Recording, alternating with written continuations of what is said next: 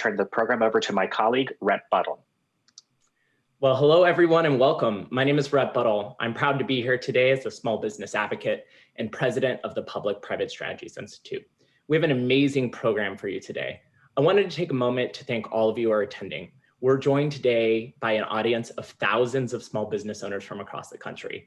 And up on this virtual wall you see, there's an amazing set of small business owners and small business leaders, too many of them to name one by one, but who are working nonstop, I promise you, over the last year to make sure that small businesses survive COVID-19.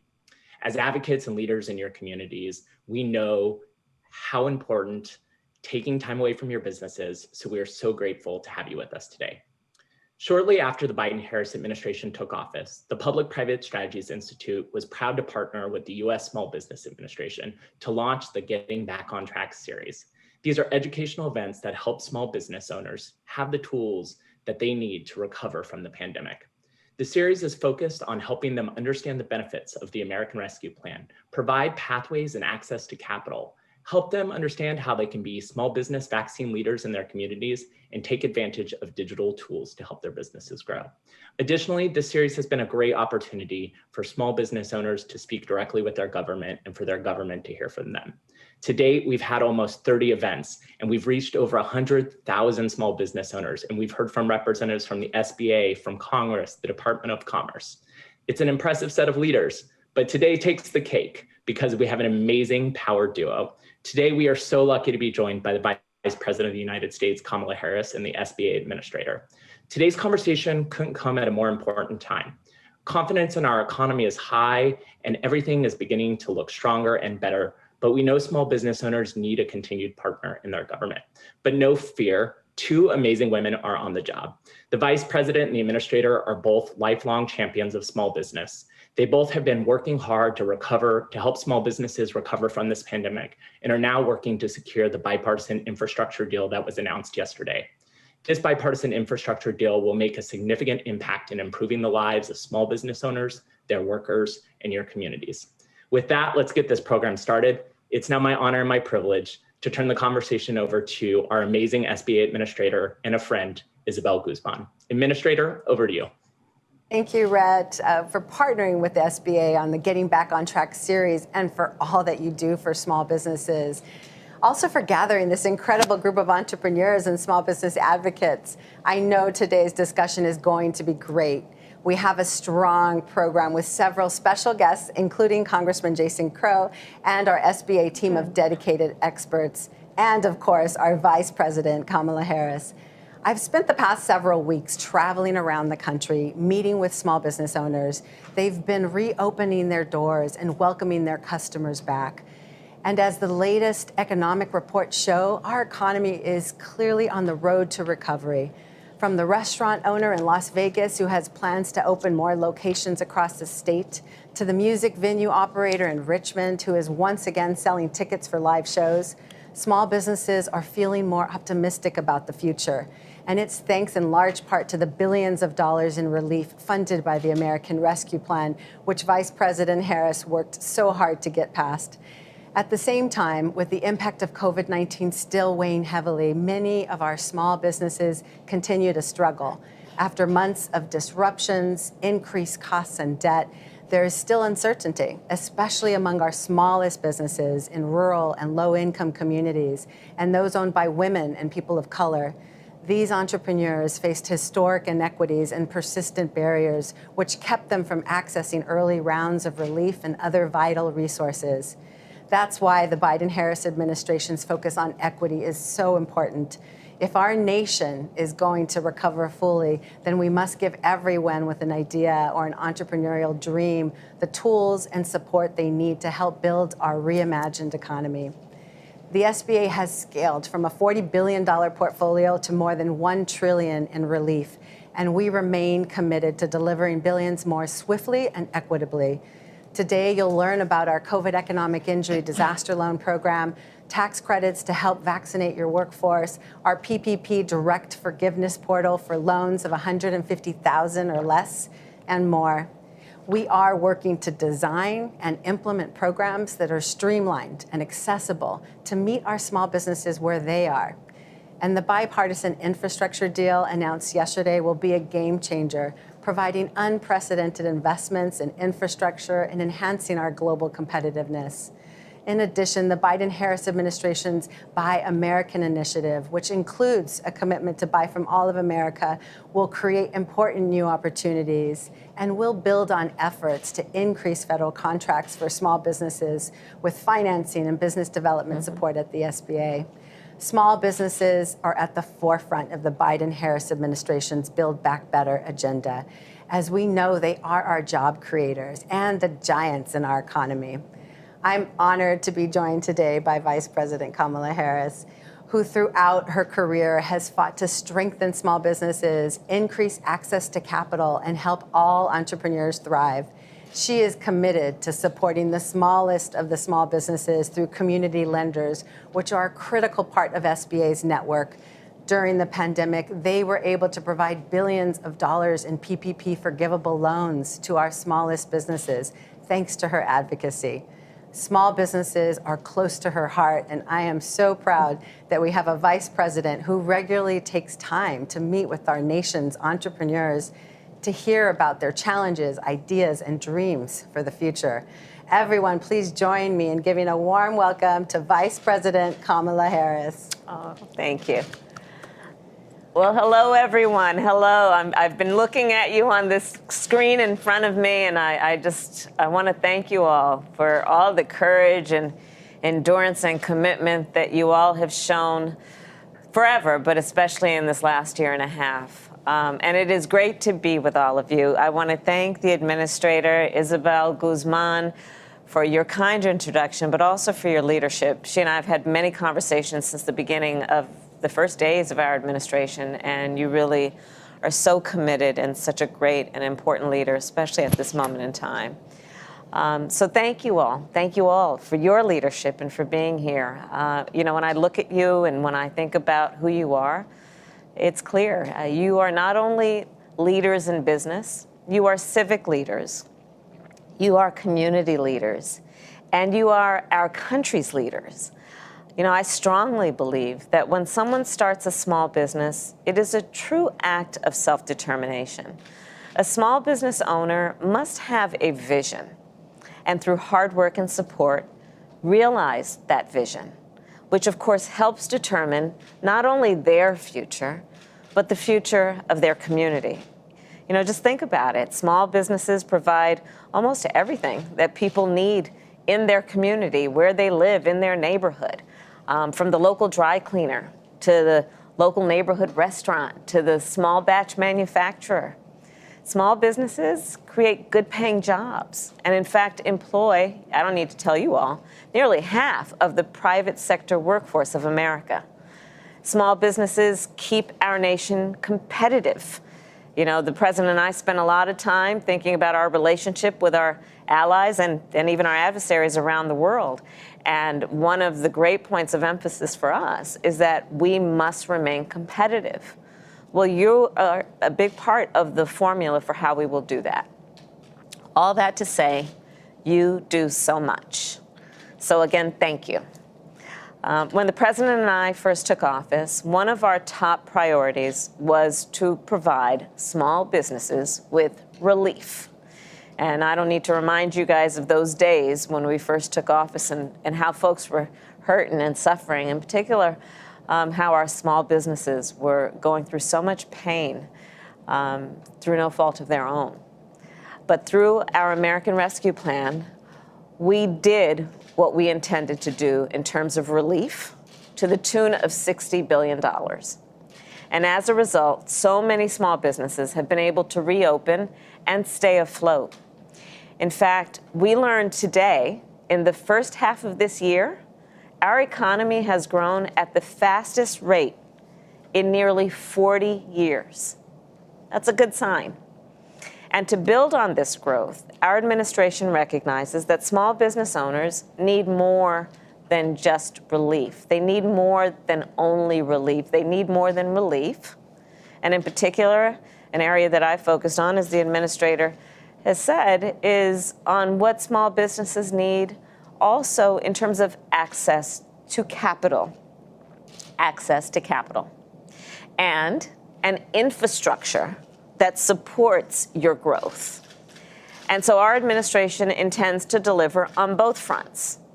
First, on the issue of access to capital. So over the first 6 months, we have been in direct contact. And in fact, I've called and talked with some of the most active CDFIs or community lenders. CDFIs is the wonky term, but community lenders in our nation. And through these discussions and the work that I've been doing with Janet Yellen and our Treasury Department, we have begun to work on increasing community lending capacity, right? So they do so much, but we need to increase their capacity to do more. And as you well know, traditional banks, well, they've not always seen or understood the vision like a community bank can of, take, for example, women, small business owners, or small business owners of color, or small business owners who serve local communities or low-income communities. Community lenders, on the other hand, well, they understand the value in providing access to capital directly to communities. They often exist in the community, they live in the community, they understand the community, and in that way understand the vision and the ideas of the small business owners within those communities. Community lenders have an incredible capacity, therefore, to add value to those communities and, by extension, to our whole country. And that is why we must support these lenders and why that has been one of the areas of focus for us. Second, we will invest in the infrastructure that supports your growth. So we've had a lot of work that, as you all know, has been happening in these last 6 months to do just that. And there was a big vote last night. I'm sure many of you were tracking it.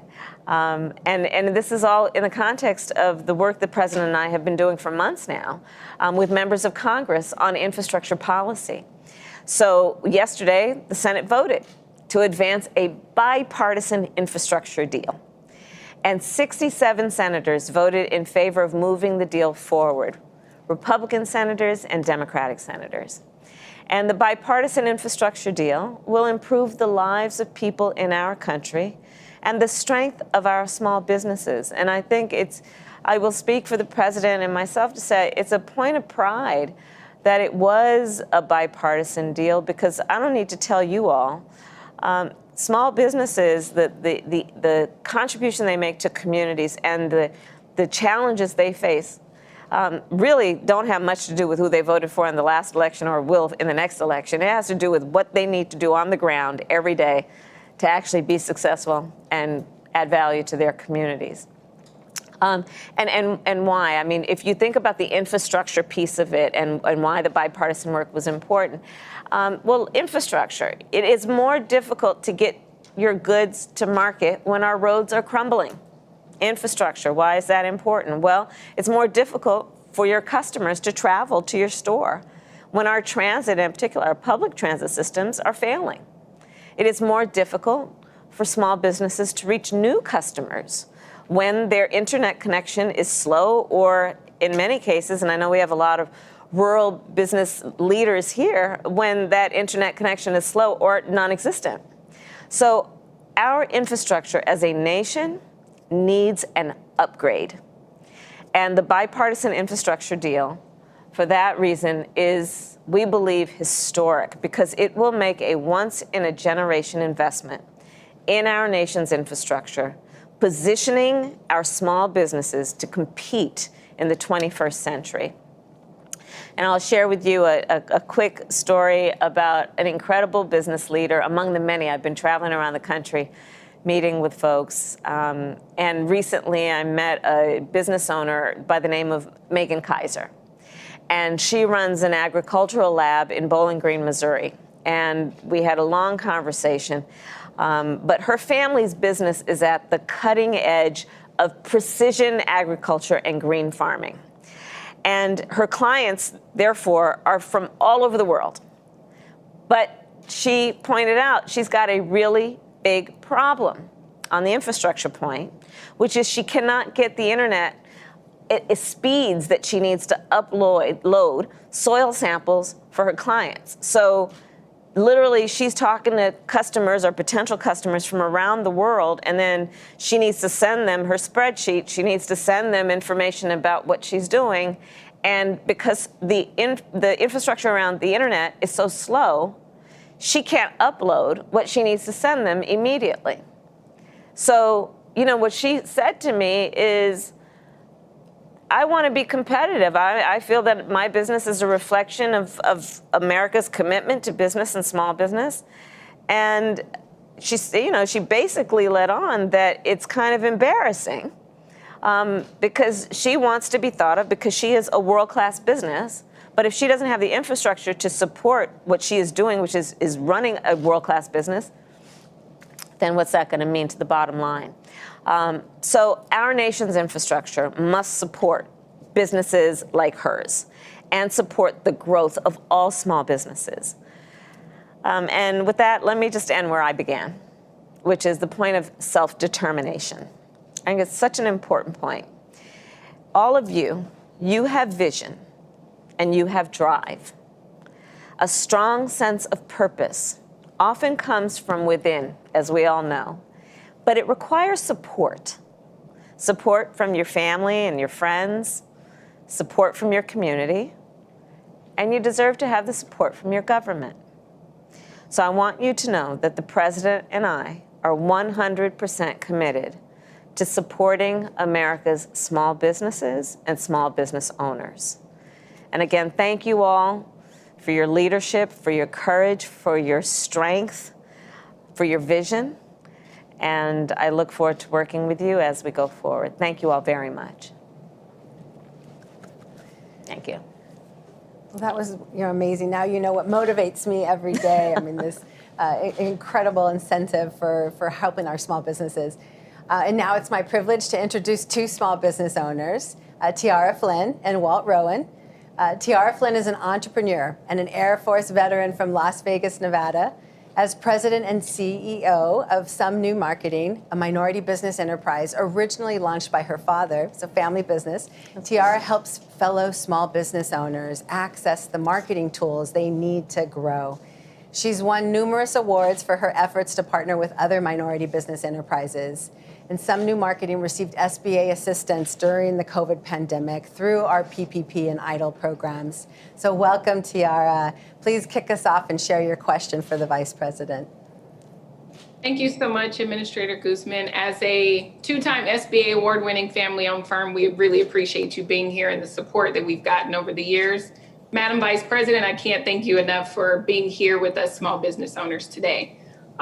You mentioned access to capital in your remarks, as well as the administrator, and you work with, our community lenders. For many of us, especially those in the underserved areas, access to capital is crucial. Even before the pandemic, Black women entrepreneurs received drastically lower venture funding support on average compared to our white counterparts. And yet over 1.5 million businesses generating $45 billion in revenue are majority owned by Black women. As we move beyond the pandemic, how do you think about expanding access to capital for small businesses, and specifically as it relates to closing the gaps and disparities for Black women entrepreneurs? That's a great question and a great point. So I'll tell you, first of all, here's how I see it. The pandemic really, in many ways, exposed the fissures and the failures and the fractures in our society and in our economy and in our structures and our systems. But I do look at that as also an opportunity that was created, right? Which is more people have been able to see the flaws that we have known have existed. And in that way, I think that there is a will, a desire, and a momentum to address that stuff and address it head on. And so let's think about it in terms of the context in which we now exist. I think of it as we are starting a new era, and a new epoch, a new, in many ways, beginning, but a beginning in that this is the moment to really leapfrog into where we need to be instead of thinking just incrementally about how we can progress. And in that way, then, with that sense of optimism, but also ambition, I think we have an opportunity to shape an economy of the future and to make it more inclusive, right? The president cares deeply about, let's build from the ground up. Let's build right from the middle out. But I also say, let's build from the outside in, right? Let's make sure that we are inclusive in bringing folks into these systems. And so for CDFIs, for community lenders, they are uniquely designed and exist. It's almost the culture of their businesses to really have an awareness and a sensitivity to see the vision of communities and then to help harness the talent and the ambition within those communities. And, for example, the place of my birth, Oakland, California, one of the small businesses, those that I've been visiting, is the Rain Company. And there I met with a woman who started a catering company, like many restaurants and caterers in their own kitchen, right? And then wanted to build on that and get an industrial size apparatus. And so she had the ambition and she went to a community lender to invest, knowing that catering company in that place actually was something the community wanted and would support. I met with and talked with Ona Leeboy, who is a Native American entrepreneur who is investing in a quilt business, knowing that the community actually, quilt ceremonies and quilts are very important to the community. It's something people want. And she was able to go to a community lender to get that kind of support because the community lender understood what the community wants and understood her vision then. So that's the work that we need to do. And in fighting for small businesses in particular, again, understand that one of the keys for folks to not only open a small business, but grow a small business, equally important, is access to capital. And so our Build Back agenda basically is designed to invest billions of dollars to support small businesses around access to credit and funding, of course, and research and development, which so many businesses need to do to, again, grow. And we're also putting resources and money, significant money, into creating incentives for venture capital investment. And that's all on top of the $60 billion that we did in the American Rescue Plan and with the PPP to address the support that folks need. But again, as I said in my comments earlier, not only on the piece about relief, but what we need to do to leapfrog into where our system could actually be better than it was before. So thank you for that. Thank you. I really appreciate Thank it you. and looking forward to the future work. Thank you. That's wonderful. Well, thank you so much, Madam Vice President, for that response. I think that you've nailed it. I mean, capital is going to lead to opportunities for our small businesses. And now we have Walt Rowan joining us. He's an entrepreneur from Columbia, Pennsylvania, which is a borough in Lancaster County that was once just a few votes shy of becoming the new United States Capitol, I've learned today. So Walt is the president of Susquehanna Glass, which is a family-owned and operated glass decorating business started more than 100 years ago by his uncle and grandfather with the single glass cutting machine on the banks of the Susquehanna River.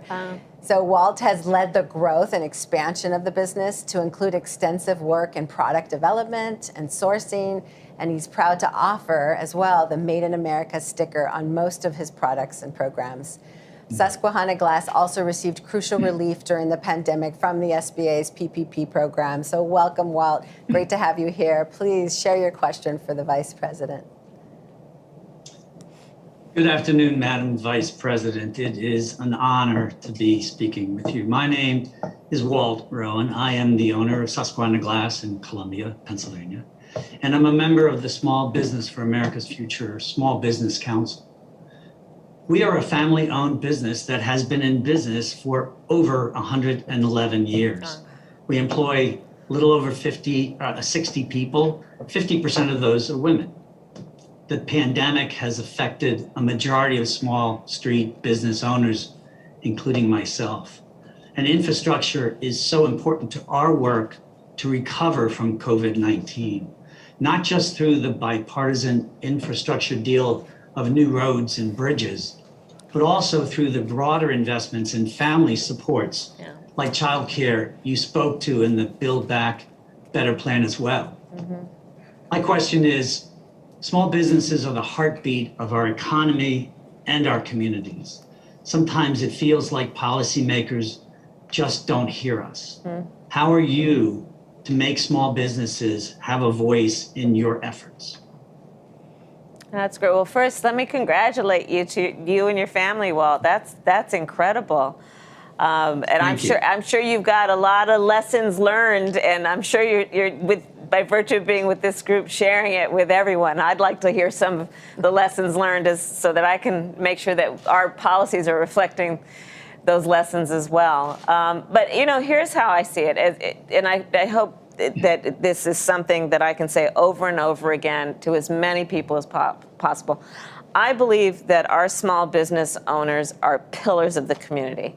I know small businesses. I grew up in neighborhoods of small businesses. You are not only business leaders, you are civic leaders. It is our small businesses that are supporting the local Little League team, that are hiring locally, that are role models for the young people in the community. You are the ones where, whether it be a restaurant or a dry cleaner or you name it, where, folks can go and their names. And if they're having a bad day and they walk in, you can kind of sense it and say, hey, how you doing? I mean, really, small businesses are so much, not just intertwined, are so much the part of the fabric of communities, the culture of communities, the heartbeat of communities. I love our small businesses. It's, and not to mention, not only in terms of the heartbeat and the soul of and the culture of the community, you are part of the heartbeat and the infrastructure of our economy,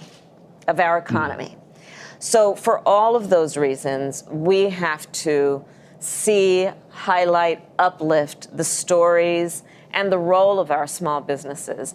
And, at its core also, I do feel very strongly that government should be in the business of encouraging and rewarding self-determination, right? And self-determination, in my mind, is as much as anything about encouraging people to have a vision and to actualize that vision, encouraging people to have choices and exercise those choices, to make decisions about their lives, to act on, good ideas. And that's as much as anything what you and what everyone as a small business, what you do. Again, in addition to employing half of the private sector workers in America. So we're making sure that small businesses have a voice. And in large part, that's about making sure that we are listening. And I'll tell you, the first event that I did when we came into the White House was with small business owners. My first visit, leaving this place and getting out there was with small businesses. In fact, I'll tell you, I don't know if she's on it, but one of the first small business I visited, a place called Fiberspace, just in Virginia, and it's a small business that it's basically for crochet and knitting and beautiful yarns and I'll use that business as an example of what I'm talking about. I visited there 6 months ago, so it was still while we were really feeling the effects of the pandemic. And her small business is a place that people could go. And she would talk about their craft, and she would talk about, then by extension, their dreams and their lives and their families, And so anyway, we will continue to advocate for you, for all of our small businesses. And of course, as I said earlier, there's $60 billion in the American Rescue Plan. Working with Secretary Yellen on CDFIs and doing also more to as the conversations I've been having with CEOs of the big corporations like JP Morgan and Bank of America to talk with them as I've been about not only what they can and have the capacity to do around PPPs, but again, the piece that's about the private equity component of community lending. So thank you. And again, congratulations to your family for your success. Well, thank you very much, Madam Vice President. Thank you. And if you keep listening, we certainly have plenty of stories to tell. Yeah, that's Thank right. you again. Thank you. Well, let me add my thanks to you, Madam Vice President and SBA Administrator. This has been an amazing conversation. There's so much going on right now with the infrastructure deal. The fact that you took this 30 minutes to be with us means so much to our community. But we also want to let you get back to work to get that infrastructure bill passed. So we appreciate you being with us. Thank you so much on behalf of all of this amazing group of small business leaders from across the country. Thank you.